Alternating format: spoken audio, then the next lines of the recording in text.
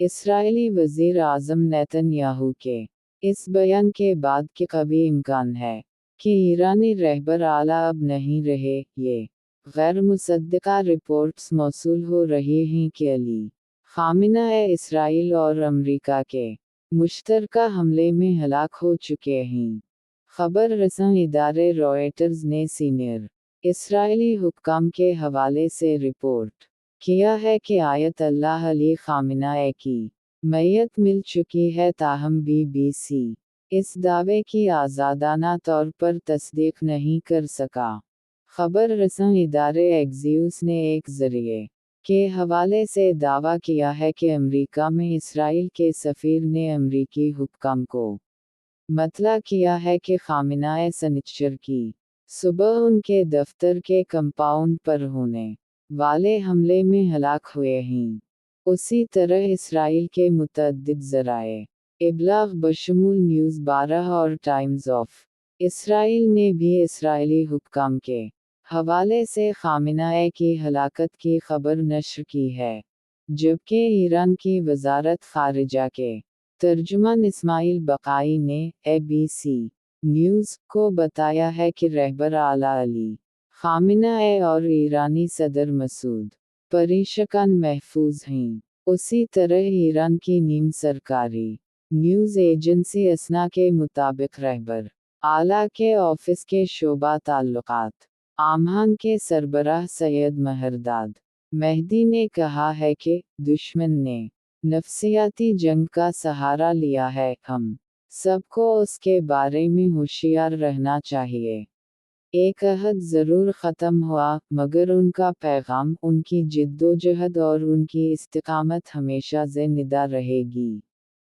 उसीलिए कहा जाता है कि शेर की एक दिन की ज़िंदगी गीदड़ की 100 साला ज़िंदगी से बेहतर होती है। अगर मैं शहीद हो गया तो रोना नहीं, खुश होना, क्योंकि हम लड़कर शहीद हो रहे हैं। मेरी फ़ौज और मेरी अवाम भी लड़कर शहीद हो रहे हैं। हमें यहूदियों और अमरीकियों के सामने न झुकना है, न ही अमरीका से मदद मांगनी है, क्योंकि मैं आखिरत में इस हालत में जवाब दे सकूं कि मैं इस्लाम के लिए लड़ा था, किसी ताकत के सामने झुका नहीं था। आयतल्लाह ख़ामेनेई शहीद, अप्रैल 1939 से 28 फरवरी 2026। अमरीका और इसराइल ने एक साथ मिलकर ईरान पर हमला किया और दावा किया कि इन्होंने ईरान के सुप्रीम लीडर, सदर, वज़ीर ख़ारिजा और आर्मी के अहम कमांडरों को शहीद कर दिया है। अमरीकी सदर डोनाल्ड ट्रंप ने 8 मिनट की वीडियो जारी करके ईरानी अवाम से कहा कि अब तुम अपनी हुकूमत खुद बना लो, तुम्हें रिजीम चेंज करने का मौका दिया जा रहा है। लेकिन सिर्फ 1 घंटे के अंदर ही ईरान ने जंग का नक्शा बदल दिया। ईरान ने इसराइल के मुख्तलिफ इलाक़ों को निशाना बनाया और ख़त्ते के मुख्तलिफ ममालिक में मौजूद अमरीकी फ़ौजी अड्डों पर ताबड़तोड़ हमले किए। बहरीन में मौजूद अमरीका के 5वीं बहरी बेड़े पर भी मुसलसल हमले किए गए, जिससे पूरा मशरक़ वस्ता खौफ और बेचैनी की लपेट में आ गया।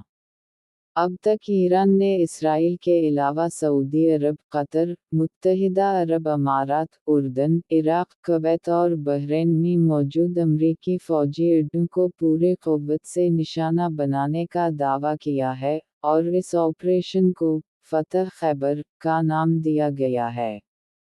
एक तरफ दुनिया की बड़ी ताकतें एक साथ नज़र आ रही हैं, जबकि दूसरी तरफ ईरान तन्हा इन सब का मुकाबला कर रहा है। ईरान की नेवी ने ऐलान किया है कि आज रात वो दुनिया को अपनी नई ताकत का एहसास कराएगी।